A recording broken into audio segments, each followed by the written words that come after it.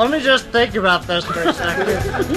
It's just fun to, see them overcome some challenges and get through it.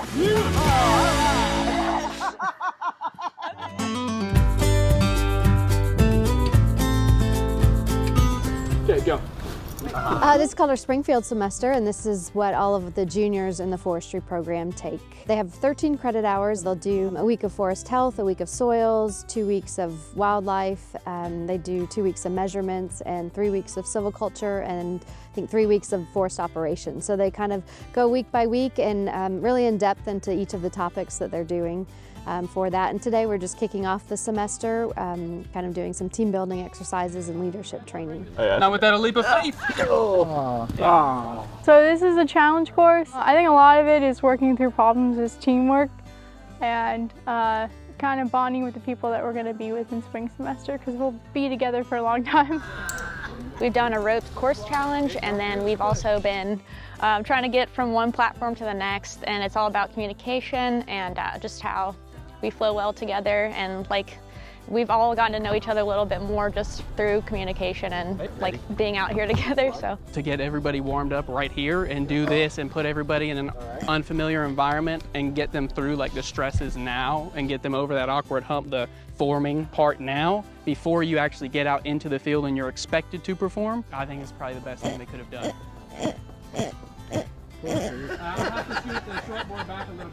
I like to get to see the students outside of class. I've had them in a couple classes already, and seeing them in the classroom, sitting at the desk, they're all kind of quiet. But out here, that they just have a lot of fun together, and so it's a good way to see them problem solve and really interact with each other in a kind of fun, casual way. Doing great, bud. I like doing it, and I'm happy that we're doing it on the second day of the semester.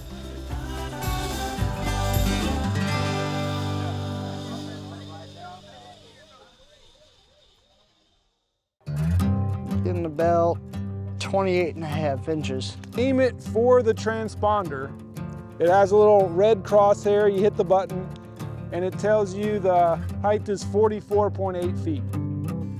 Always have the first week be a crash course or a review and a lot of the field skills that they need to know for our field semester. So we go through a lot of the different skills that they may need to learn. Today we're looking at how to measure characteristics of individual trees, heights and diameters and log heights using different instruments. So we are trying to get them all up to speed and refreshed on these basic skills so we can cover more advanced topics in the remainder of the semester. So let's measure a distance of 66 feet. I'm gonna hold this out in front of me. For the merchantable height, I'm getting about 2.5 16-foot logs. It's the principle of how far it is away, and then it's an offset of the view angle. It's definitely nice to have the refresher course, because after a couple months, you can get a little rusty, so it's nice to kind of shake the rust off and get back. This really brings the class together. There isn't any graded components or tests. This is all about experiential learning this week and trying to get them warmed up for the rest of the semester.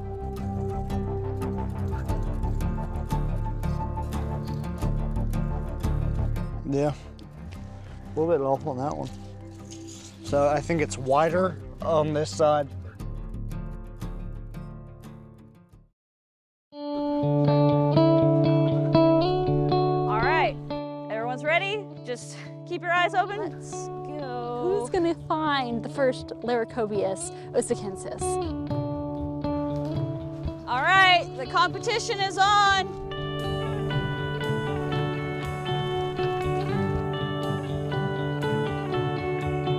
We're getting some hands-on experience monitoring for both hemlock woolly adelgid, which is a major threat to hemlocks, an important tree in our state, but also a predatory beetle that's been released to try to control that invasive insect. It's not looking great for the hemlocks. So what we're looking for today is one of those predatory beetles that has been introduced here to try to combat this invasive insect that's hurting our hemlocks. You got one? I'm coming.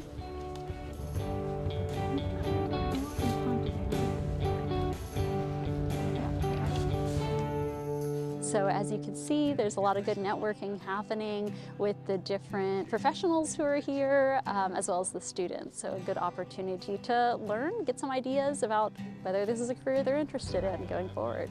For us to provide opportunities to bridge the gap between people that need experience and explain to them how they get a job is really important. So the students are getting a chance to talk to those professionals, to learn from them about their work and about their jobs, get career ideas for the future, as well as get some hands-on experience doing this type of work.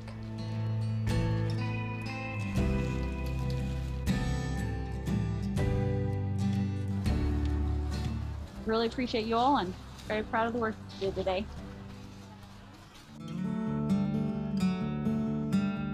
So we ship wood all over the world.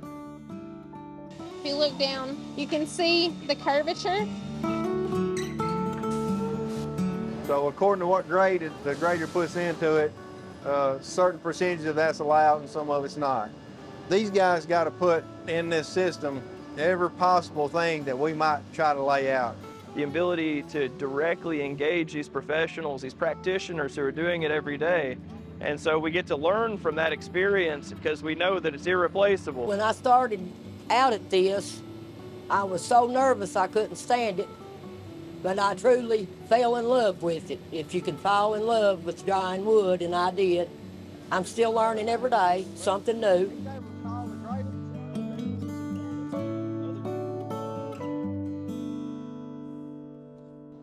We try to do FIFO, first in, first out, to keep all of our stock in good condition before we put them through the mill.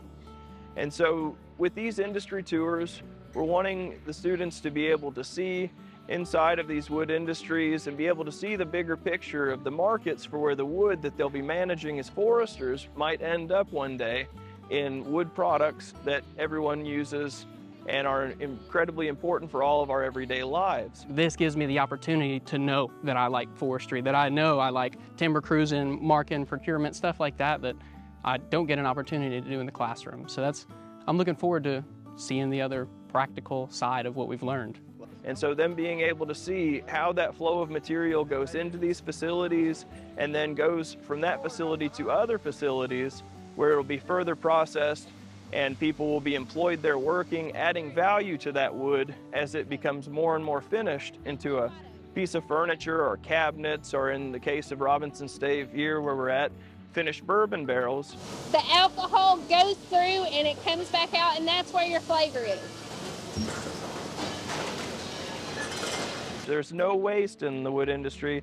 It all has a place somewhere to be used. So we're trying to use everything that we can, not waste anything. So I bring green sawdust down that goes into the boiler. And so it's a great message to tell.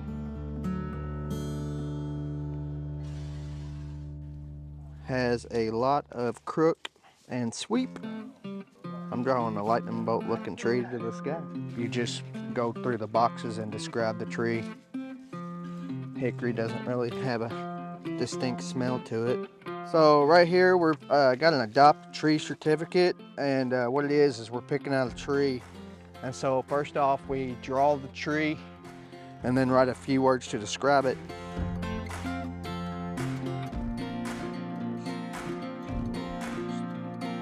You all aren't afraid to go out in the woods, but to get the rest of our society and our younger folk and our older folk out, this would be a good, easy way to do it because it kind of maybe plays on some of the things they know.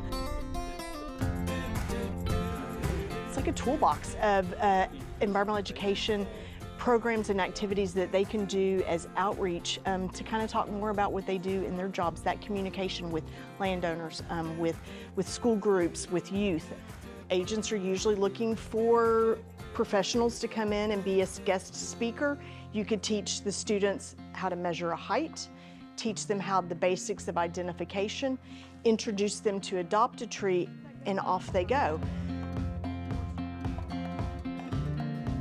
Pretty good tree, I like it. Having this type of experience with Project Learning Tree gives them that opportunity to use some of those tools and help them present what they've learned, what they know, in a way that is useful and understandable by that community that they're dealing with. I've had it happen to me when you get explained something that you never learned in school in a million years, right? But you learn practical knowledge outdoors and it feels different. It resonates differently within your mind. Observation is always good. You know, teaching kids to hone their observation skills is always a good thing. A good opportunity for these students to take what they've been learning in school and realize how they can share it with the public, with landowners, with school groups. But this is all you really need to heavily impact amphibians and bats to have a really positive impact. It has some coarse woody debris in it. If you look at where the egg masses are, they're not just free floating. They're attached to sticks. So if you went up to a pond and said, if you wanted to actively manage this pond, you can just throw some limbs in here and that's gonna have a positive benefit. So you're providing structure, different material for insects to use, and you'll get a flush of biodiversity out of that. Diameter growth is a function of the supporting function of a larger crown. So when you can give trees areas to grow larger crowns, their diameter is going to need to grow in response for mechanical support. What we want to look at, we want to try to determine where we think the horizons are. And then we want to also do texture, color, structure. They do a lot of group work during the semester and you know, working teams, collecting data, writing reports, and doing some management guidelines and things like that. So it's a lot of group work and a lot of relying on your classmates to get the stuff accomplished at the end of the semester. I knew that I wanted to work outdoors, and I didn't know exactly what that entailed. Excited about soils? Yes. Yes. Our weeks down at Robinson Forest will end up probably being my longest stretch of day after day after day in hard terrain. Doesn't matter what the weather is, you know, you go do it. So I'm really looking forward to, you know, to just reassuring myself that I'm going to be good with that, you know. So our moisture regime and our temperature regime are going to have a strong influence on how that organic matter either burns off or accumulates. And in general, the drier and warmer it is, the more organic matter will burn off. I think it will be nice to get a dose of being in the woods, to actually be put in place and to give you that experience of, you know, is this something I could see myself doing for the next 20, 30 years? And what do we have here? This is a burl, and so there's a good chance on the next board that we take that there'll be a knot coming out from a limb here.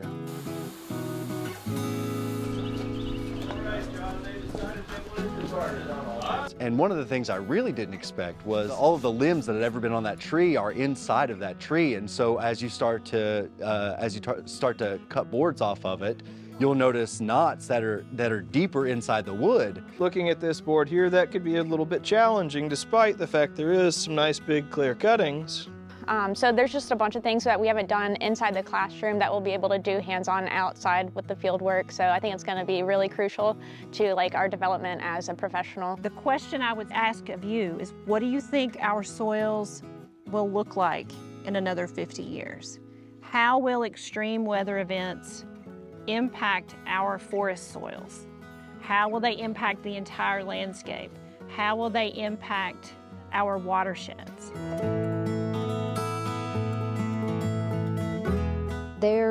They're in the field all day, every day, and you know, it really helps solidify what they've been learning in the classroom and in the labs during the past few semesters. And so, you know, I hope they just really get a sense of what it is to be a forester, what it is to work outside, you know, putting all the concepts that they've learned in the classroom and putting them all together, and feel, you know, confident in their skills that they can go out and be a forester when they're done with our program. Oh, I love it. I've never been to a class where I've never been in a program where I've loved every single class I've ever had, and this is one where I've loved everything I've ever learned.